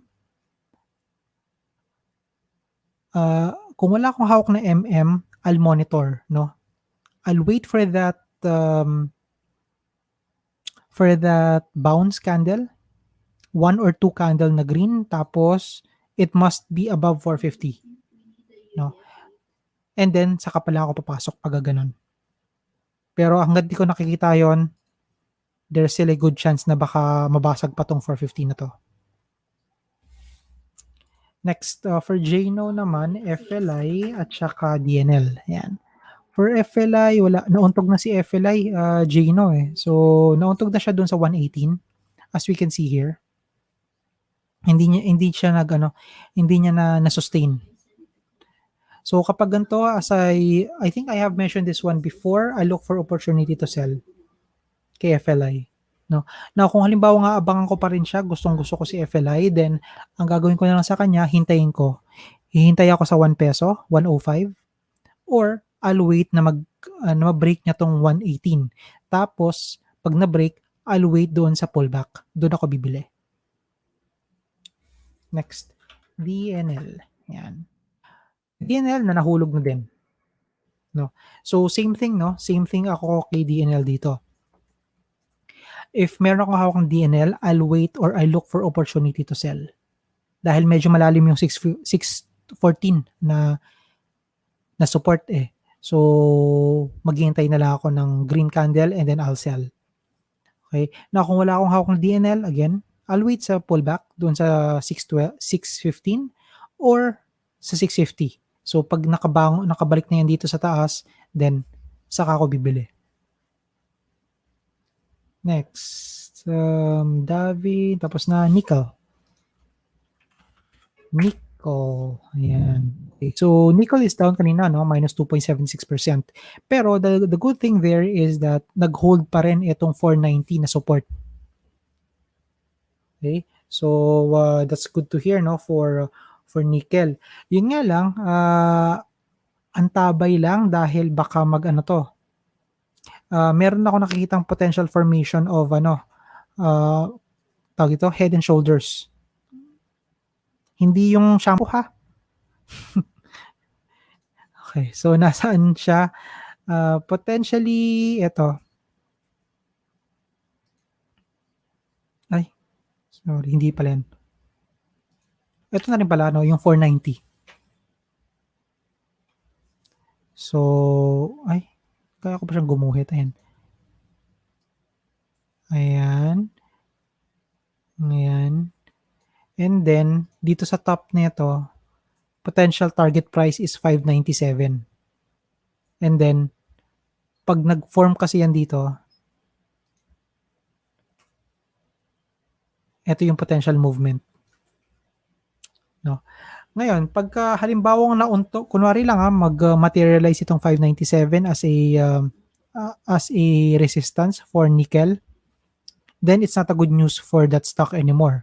No? Kasi dahil sa shoulder niya na pwedeng umabot ng 490, head and shoulders is a notorious a bearish pattern. Ibig sabihin ng bearish pattern, saan yun? Ibig sabihin ng bearish pattern is potentially it can go down. It's a reversal kasi. Okay, so ingat pagdating dito. I hope na hindi siya ma-develop into a head and shoulders, no? And instead, ma-break niya tong 597 or 6 pesos. Okay, next. For Sena, BSC, tsaka ACEN. I think, meron ba nito? Hindi ko BHI ito. Yan. Sige. Let's take BHI for as an ayun. Okay. So, ayun nga, as I've mentioned before, BHI is forming a flag pattern, no? And usually sa flag pattern, ito 'yon. Yung resistance niya is nasa top. And kanina napansin natin yung stock, despite the fact na umabot siya ng 14% today, yung long wick niya dito sa taas, this is concerning for me, no? Kasi ang ibig sabihin nito, during the trading day, yung presyo na ibaba hanggang sa 0.0755, pero naiangat din at umabot siya ng almost 0.0928. Yun nga lang, dinaig pa rin siya ng mga sellers and nai-push pababa at 0.0850. Okay? Now, hindi ako masyadong concerned dito sa support level na to, na 0.0795. Instead, mas concerned ako dun sa resistance. No? Kasi, nandoon yung last draw eh. Diba? And for that, this is a potential untog doon sa stock na yun. Okay? So, kung halimbawa meron akong BHI, at this stage, I look for opportunity to sell na rin. No? at again. So siguro naman at again na kayo. Pagka at a loss pa rin, ibig sabihin ng at a loss, nakabili kayo sa top dito at magkano? 0.0925. Then kapag ganyan, mag-aantabay na ako ng potential cut loss. Okay? So, ayan. Ngayon, ito yung problema ko kay BHI. Meron itong pending increase ng authorization, capital authorization, di ba? Which is nagset na sila ng ASM, annual stockholders meeting. Hindi ko na alam kung kailan. So, baka doon natin malalaman kung ano yung details nung increase ng authorized capital stock nila or increase ng capital nila. Ayun. Okay. But then apart from that, kasi wala na siyang iba pang wala na ibang news. Ngayon, maybe you're wondering bakit siya lumilipad or bakit siya gumagalaw? Well, number one, as I've mentioned, traders are now looking for stocks to play with. And BHI having a relatively good volume plus the fact na ang market cap niya is nasa around 1 billion lang, this is a perfect candidate na paglaruan. Okay? During the ASM, pag hindi malinaw yung bigayan, pag hindi malinaw yung mga news or yung result ng mga news nila or mga updates nila, then baka pwedeng bumigay itong si BHI. Okay, so watch out for that. Now, kung on the technical side naman, if meron akong BHI, at this level, siguro I'll hold. Provided na nasa baba ako I'll hold. Tapos, I'll set my cut loss dito sa 0.79, 0.0790. Kung wala naman, maghihintay ako, then I'll wait here at 0.0730. Yung bounce dito. Okay, next, BSC. For BSC naman, ito, nahulog na rin siya kanina, which is quite unfortunate. Actually, nahulog na siya nung nakaraan pa. No?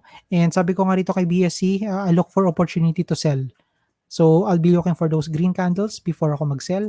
Now, kung halimbawa wala akong hawak na BSC, mag-aabang pa lang ako sa kanya, then either I wait sa 0.15, pero masyadong mababa na to. I doubt na aabutin pa siya. The next logical one will be itong MA200 line at 0.40. Okay? Now, kung halimbawa medyo gumanda-ganda ang galawan ng market, then I hope lumampas si BSC, mabasag niya itong 1 peso. Okay? On that breakout, I'll wait for the pullback. Doon ako bibili. Okay? Next. DD. Ang lalim ni DD kanina. Pas talaga siya. Medyo masakit ito sa banks. Ayan. Wala na. Oh, shoots. And this is this a new 52-week high? Low? Yeah. This is a new 52-week low yung kanina. And then, oh, shoots. Ang next support ko sa kanya is nasa 11 pesos na.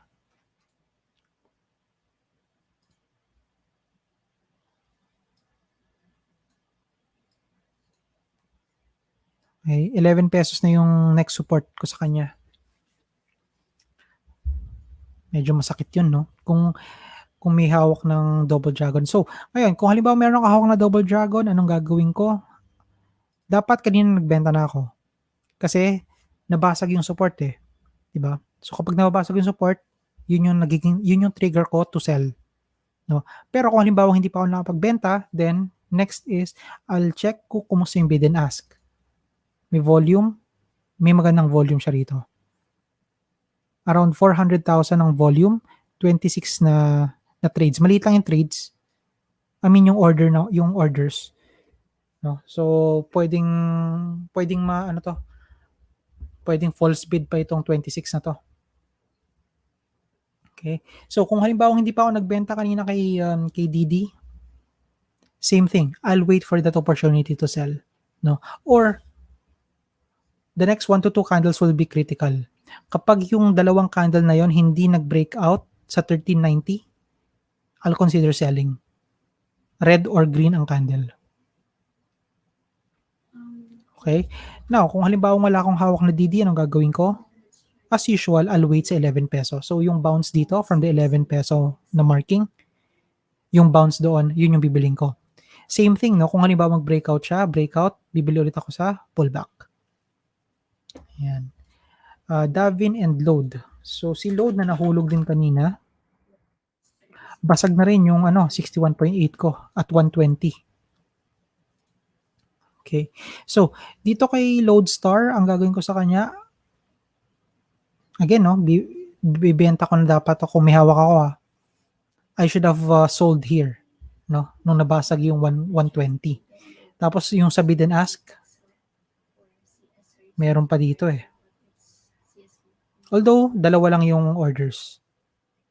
No? So, it could be a false sell pa rin. But still, kasi again, the market sentiment is negative or is on a bearish side. So, ingat na lang, no? If meron akong hawak na load, I look for opportunity to sell. Kung wala naman, I'll wait. Hintayin ko siya dun sa 0.80 or bumalik siya above 120. So, 1 or 2 more candles above 120 will be ideal. Next. For Esprit, DDM, tapos na parehas. For James, stock pick ng FMS ito, ang hawak ko pa rin, PGOLD. For PGOLD, ayan. PGOLD kasi is on a downtrend. Diba? And usually, for downtrend, sabi ko nga, trend is your friend. So, pagka wala sa trend, I won't trade. No? Okay. So, lower highs, lower lows yung nangyayari sa kanya. Which means, negative ang sentiment. And it's also on a downtrend. So, basically, that tells us the story, no? However, remember that PGOLD is still considered as a COVID pandemic resilient stock. No? Yun nga lang kasi si PGOLD, as I have mentioned also before, this is a cyclical stock. Ibig sabihin ng cyclical stock, there are some periods in time na nakikita natin na umaangat itong si PGOLD, meron din bumabagsak. No? Kailan siya nakikitaan natin na umaangat? At around June to May hanggang August, yung mga dates, yung mga months na yon. Kailan naman siya bumabagsak? Between November hanggang February. Although March na ngayon. Okay?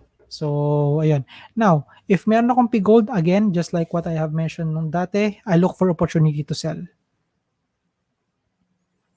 Kung wala naman ako hawak na PGOLD, I look for other stocks na lang na medyo mas attractive, no? Kasi pag ganito, pag downtrend kasi yung stock, ang hirap mag-bottom fish eh. Kasi again, hindi natin alam kung kailan yung bottom. Kasi, di ba, before we thought ito yung bottom, that's why umangat ito. Tapos, several days later, hindi pa pala. Same thing din. We thought this is the bottom already nung nag-reverse. As it appears, hindi rin pala. So, ngayon, we are now on the same same situation as before. Is this the bottom or is this not the bottom? Only time can tell and only the market can predict that. Or only the market can say that. Okay? So, ayan. Next. Interesting. Converge. Ayan. Medyo marami lumalabas na news dito kay Converge, especially yung doon sa potential talks nila. Hindi potential na yung talks but sabi nila na ongoing yung talks nila with with SpaceX, no? Yung kay Elon Musk. Okay? Now, kanina, I was thinking na sabi ko, if the market would react on a positive way, then dapat yung stock na to either will hold its support, either it will hold the support at 1690 or the support at MA50. No? And the good thing naman is that although nabasag yung MA, yung 1690 natin na, or yung 1690 ko na support, nag-hold naman siya doon sa MA50 line. So, medyo may saving grace pa rin dito kay Converge, no, in my opinion. Now, kung halimbawa meron akong hawak na Converge, I'll hold. Pero I'll make sure to set my cut loss. Saan ako maglalagay ng cut loss? Most likely at this level, 1630. Now, kung halimbawa wala akong hawak na Converge, I'll monitor, no? Imo-monitor ko 'to kung kaya niyang maka-rebound and mag-hold itong support na at MA50. Okay? So, yun yung aantabayanan ko. Ngayon, kung halimbawa wala akong hawak, ayun nga, yun yung gagawin ko, no? I'll wait for that bounce dito. So, pag na-break, that's good. I'll wait for that bounce or that pullback and then doon ako bibili. Okay, next. Pa BSE ACEN, so pa na lang. Nangyari pa, ay yun lang. Okay, so hindi nag-materialize itong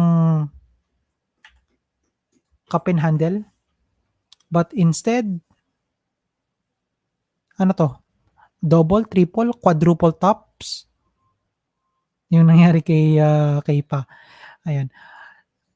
Ngayon, since nag-hold naman siya sa 197, so that's good, no? So kung meron akong hawak na pa, I'll hold. Pero again, my cut loss is at 197. Or 2 pesos actually. 197 to 2 pesos, nandoon yung aking support. Kung wala akong hawak na pa, I'll wait. Hintayin ko siya na mag-bounce. So maybe tomorrow or on Wednesday, I'll wait for that candle na dapat in the next 1 to 2 days mag-hold itong 197, no, or yung 2 pesos. Otherwise, baka bumaba pa siya at around 170. Next, green. Ayan. Green naman, yun, okay. Mukhang sira na yung ano, kasi initially 'di ba, ang nakita natin dito is head and shoulders pa rin. Yun nga lang because of that red candle kanina, hindi pa naman niya totally nabasag 'no? Ay hindi, basag na rin pala talaga. So wala rin. Okay. So kung may hawak akong green, ang gagawin ko,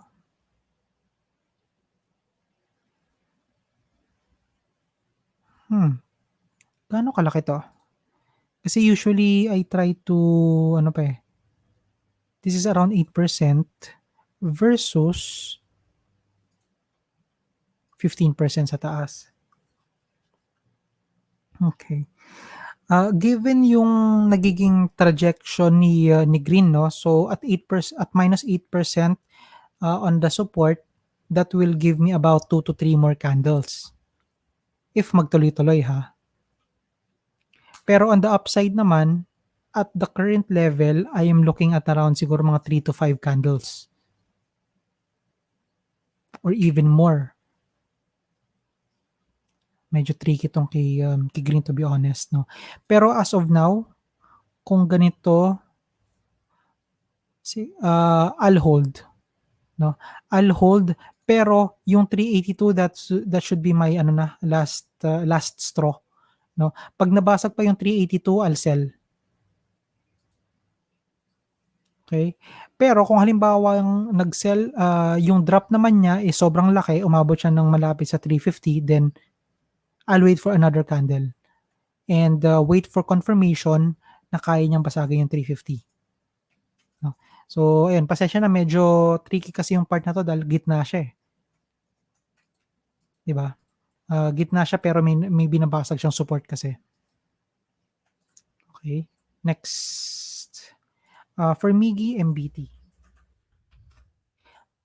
Oh, oh wow, okay. So, for MBT ano, medyo masakit 'tong part na 'to, extend ko 'tong FIBO ko.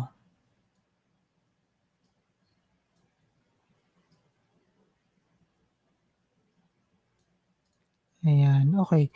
So for MBT, if meron akong hawak, I'll hold. no? Kasi technically dapat magse-sell na ako sa kanya, at least yun yung nakikita ko 'no. Yun nga lang kasi malapit na rin kasi siya masyado dun sa 44.70 na support, eh. So yung risk ng pagka-cut ko dito and a potential bounce on that support, medyo hindi na balanse 'no, and, I would still go with the support 'no. Kaya sabi ko ano na lang 'to, I'll hold na lang. Pero again, even if I hold, I'll make sure na ang cut loss level ko is at 44.70 na. Okay. Next, kung wala naman akong hawak na MBT, I think it is still within my buying area, 44.70 hanggang 45. Actually, hanggang ₱46. Okay. Ron, ano ang mangyayari na kay 80? Bakit may disclosure ba si 80?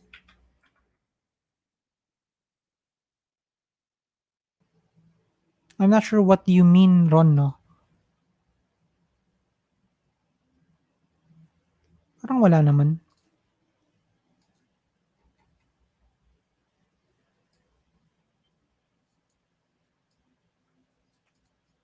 Eto ba yung tinutukoy mo? Hindi ko pa, to be honest, hindi ko pa siya nababasa ano. Bakit wala?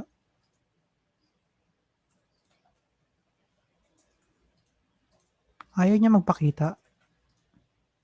Yun, eto. CCC. This is a good news. Resumed mining operation. So this should be a good news for AT. Ano nangyari sa kanya? Let's check. Hmm, okay. So nag-bounce naman siya 'no, from ano, nung March 5. Kailan 'to?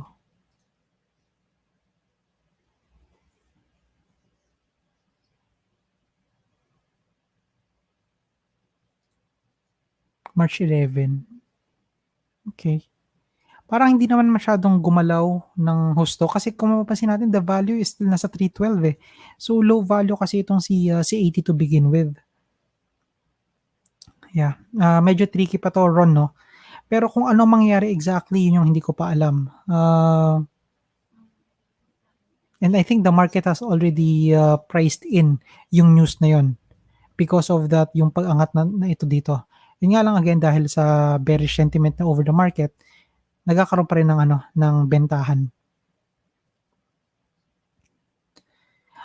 Next, for nags, CLI at saka ABA.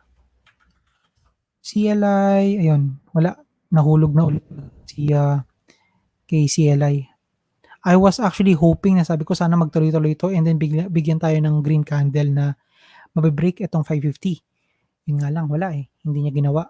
Instead, nahulog pa rin siya kanina, -245. So kapag ganito, I look for opportunity to sell. Otherwise, I'll wait 'no. Kung mag-aabang pala ako for CLI, hintayin ko siya at, um, 455. ABA, yun. So kay ABA naman, wala, nahulog na rin 'to. So same thing 'no, I look for opportunity to sell kay ABA. So the next green candle, magsasalang ako ng sell ko doon, partial or full, depende 'no. Ngayon kung wala akong hawak na ABA, I'll wait. Hintayin ko siya sa 0.70, bounce there or mag-breakout tapos pullback. And then target ko will be 160. It's already 9:49, so nagbabasa ako at 9:10 pa din. With that, bababa ako. Latest tayo ngayon. Tawag ito, latest na comment 'no, pero may napansin lang ako dito. Sabi ni Alex dito, "Update po sa day trading journey niyo." Wala, napornada yung day trading ko, Alex. I only had 1 day nung nakaraan, kaso nga lang nagkaroon pa ng meeting, so wala. Sabi ko gano'n, wala, hindi talaga yata para sa akin ang day trading. Baba ako ha. Teka ha, ayan. Okay. So, sabi ni Jerome dito, Ani, try natin bilisan ha. Okay. Kay Ani, ang range ko is between 595 hanggang 875. Okay? So, kanina, down yun, pero at least kahit paano nag-hold pa rin yung cut loss level ko at 7 pesos. If meron akong hawak na Ani, I'll hold. Set my cut loss at 702 or 7 pesos. Kung wala naman, I'll wait. Hintayin ko siya sa 595 hanggang 650 na level. Yung bounce doon, actually yung week kanina na to, yung long week na to, I can consider this as as bounce for Ani. No? And then again, target ko is 875. Next, Meg. For Meg, yun lang, basag na rin. Nabasag yung support ko at 345. At the same time, nabasag din yung support at MA 200. So, this is not a good sign for Meg. Kita natin na walang weak. Ibig sabihin, at the very beginning, binentahan na talaga siya ng gusto. Okay? So, kung ganito siya, again, I look for opportunity to sell. Kung hindi pa ako nagbenta kanina, I look for opportunity to sell. Okay? And then kung wala naman ako hawak na Meg, papasok pa lang, I'll wait, no? Hintayin ko siya na baka umabot siya ng 287 or 290 level or even 3 pesos. Tapos doon ako mag-aabang. I'll wait for that bounce. Otherwise, baka naman ma-break pa rin niya tong 345. So, yun din. Pwede kong abangan yun doon. Next, APL. Ayan. For APL, wala. Ito, nahulog na siya eh. Ay, tapos ko na APL ka pala kanina. AP, ANI, MAC. Mike, gawin kong MAC and MWIDE na lang to ha. So, MAC, wala, nahulog na siya. So, again, look for opportunity to sell na ako or even full sell na hanggat kaya ko. No? Kasi the next one will be, ultimate support ko is 280, pero since medyo may kalayuan yung 280, the next ko at least immediate one is ito nga, yung 450. No?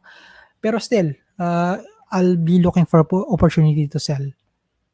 Tapos, yun, mag-aabang ako at around 4 pesos. So, 4 pesos siguro, yun na lang, no? 450, medyo malapit na kasi siya dun sa resistance eh. So, I go with 4 pesos.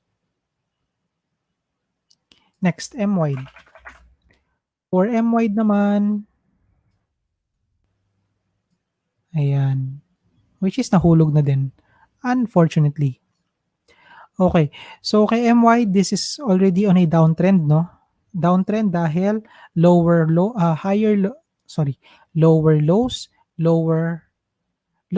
lower high, below MA 200. So, downtrend na siya. Okay? So, kung may hawak kong MWIDE, again, I look for opportunity to sell. Kung wala naman, I think I'll be better off kung sa ibang stock na lang ako pa bibili. Next, for France, tech at saka web. Kumusta na nga pala si tech? Nabasag na si tech at 638. Kanina 570, no? So, ginitnaan niya yung range ko, 507 or 510 hanggang 640. Since gitna siya, then I can hold this one. No? Mag-hold muna ako. Pero I'll make sure to have my set cut loss at 550. Kung wala naman, I'll wait sa 510. Yung bounce doon ako mag-abang. Next, web. So, si France Web kasi this is a low value stock, no? And as I always mention, pagdating sa mga low value stock, hindi ko siya fully tested, no? Yung ginagawa kong charting. So, I might not be the best person to give an opinion on this type of stock. So, pasensya na. Okay, next, EMP for Krister. EMP. Ayan. Ang ganda ng story nito, no? Kasi ang tagal niyang tumambay dito sa sa 980 na support. And then eventually nagkaroon ng magandang movement pataas nung nag-rally ito hanggang 1086. Yun nga lang, after that wala na. Bumigay na agad yung stock. So ayun lang. Kung meron akong hawak na EMP, I'll hold, no? I'll set my cut loss at 10 pesos. Kung wala naman, hintay ako. I'll wait at 980 hanggang 10 pesos. Doon ako mag-aabang. Next. For Christopher, nickel tapos na. MRC, tapos na rin yata to. Hindi pa ba? Okay. So kay MRC, no, ang range ko is between 29.85 hanggang 52.75. So kanina nag-close siya 36.50, which is sumalo sa kanya itong MA200 line. So kung meron akong hawak na MRC, I'll hold. Pero I'll set my cut loss dun sa mismong point na yon at 34.90. Yun yung magiging cut loss level ko, no? Pero kung mag-aabang pa lang ako sa kanya, I'll wait sa 29.85. So bounce doon ako papasok. Okay. Let's see. Sabi ni Take Your Mickey, daming tigas ulo, sabi ng basura yung PSE ngayon. Gusto ng pera pero bili ng PSE na alam naman na bearish. Anyway, pagkapatuloy nyo yan, di kayo yayaman sa PSE. Mag-crypto na lang kayo. Well, kanya-kanyang trip yan, no? There are some people na conservative and who are playing still on PSE. And there's nothing wrong about it. No, if you think that PSE is basura, then you are entitled to your own opinion. But even for me, I don't think so. Next, LRW. So, okay. So again, LRW, this is something na this should not be traded like it is being traded right now. No? Kasi again, this is just a warrant. A warrant is dapat nga hindi to lumalampas beyond its mother company na LR, no? But again, nabibigyan siya ng atensyon dahil maliit lang yung market cap niya at 149 million. So, just like what I've mentioned kanina, kapag walang mapaglaruan yung market, naghahanap yan ng mga stocks na pwedeng mapagalaw, no? And LRW is one of those examples. Now, kung meron akong LRW, kahit ganito yung movement niya, I'll look for opportunity to buy, to sell. No? And kung wala akong hawak na LRW, I will not touch LRW anymore. Okay? So, ayan. Now, let me, siguro since 9:59 na, no, let me just try to scroll down kung meron pa mga, ito, puro questions na tatry natin sagutin, no? For Mike, malaki ba ang possibility bumagsak yung index below 6,000 level? Medyo mahirap i-quantify yung gaano kalaki yung possibility, no? Pero for me, as long as ang next support ko kasi sa kanya is 6,200. So, as long as mag-hold yung 6,200, then I am still hopeful na makabangon siya. Otherwise, yeah. Next. Parang halos yun na lang, no? Sige, last na lang ito. VUL. Pagbigyan ko si Romel. Ayan. So, last na lang po ito. Pasensya na ha. So, VUL. Kay VUL naman, ang range ko is, yun lang, basag-basag na lahat. 160 hanggang 280. Okay? So, kung meron akong hawak na VUL, gaano pa kalaki to? Kasi kung malaki pa siya, oh wow, 20% pa pala. Okay. So, kung kay VUL, no, I look for opportunity to sell na. So mabigyan lang ako ng green candle dito, I'll consider selling. Ngayon kung halimbawang wala akong hawak na VOL, then mag-aabang ako at 160. Okay? So ayan. Ayun guys, sorry 'no, hanggang dito na lang po muna tayo. Pero I do really appreciate yung pag-tune in niyo and, pag-stay up until 10:00 ng gabi. Okay. So ayan 'no, I hope may natututunan tayo dito sa session na 'to kahit papaano. If you have questions, post lang kayo ng comment or even message me directly. Once again, kung halimbawang hindi ninyo inabot yung stock codes pero na-review na natin siya kanina, don't worry, I'll post the timestamp after siguro mga give or take 2 hours 'no, doon sa YouTube channel. Okay. So again, maraming salamat. Enjoy your day today. Good luck sa trading and good night. Bye-bye.